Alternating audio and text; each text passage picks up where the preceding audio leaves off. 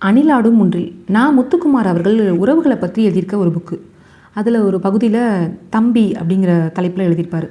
அதில் எப்படி ஆரம்பிச்சிருப்பார் அப்படின்னா, வேதாளா அவர் கழுத்து மேலே இருந்துட்டு அவர்கிட்ட கொஷின்ஸ் கேட்குற மாதிரியும், அவர் உண்மையை சொல்லலைன்னா அவர் தலை சுக்குநூறாக வெடிச்சிரும் அப்படிங்கிற மாதிரி. ஏன்னா அவர் உண்மையை மட்டுமே சொல்லணும் அப்படிங்கிறத வெளிப்படுத்துறதுக்காக இப்படி ஒரு தொனியில் அவர் ஆரம்பிச்சிருப்பார். அப்போ அந்த வேதாளா அவர்கிட்ட கேட்குதான், தம்பின்னு சொன்ன உடனே உங்கள் மனசில் என்ன உடனே தோணுது அப்படின்னு கேட்குது. அதுக்கு அவர் சொல்கிறாரு, நான் மலர்ந்த தொப்புள் கொடியின் இன்னொரு பூ, என் உதிரத்தின் பங்காளி, வேற்றொருவன் ஆனாலும் என் மாற்றொருவன், நான் உண்ட மிச்சப்பாலின் ருசி அறிந்தவன், ஆதலால் என் பசி அறிந்தவன், என் நாணயத்தின் இன்னொரு பக்கம், துக்கத்தில் என்னை தாங்கும் தூண், சக ஊன். அப்புறம் அடுத்து அந்த வேதாளம் இன்னொரு கொஷின் கேட்குது, முதல்ல உன் தம்பியை பார்த்த தருணம் உனக்கு எப்படி இருந்துச்சு, அந்த உணர்வு உனக்கு என்ன மாதிரி இருந்துச்சு அப்படின்னு கேட்குது.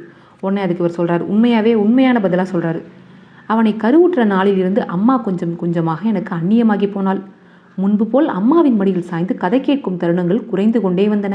அம்மாவின் அருகில் சென்றால் வெளியே போய் விளையாடும்படி யாராவது விரட்டி கொண்டே இருந்தார்கள். இப்படி அம்மா கிட்டேருந்து அவர் தள்ளி போனதாகவும், அவர் அம்மா கிட்ட எதுவும் ஷேர் பண்ண முடியாமல் கஷ்டப்பட்டதாகவும் சொல்லியிருப்பார். பின்னாட்களில் அதுக்கப்புறம் அவங்க தம்பியும் அவரும் தோழர்களானது, அதுக்கப்புறம் அதை பற்றியும் அவர் சொல்லியிருக்காரு.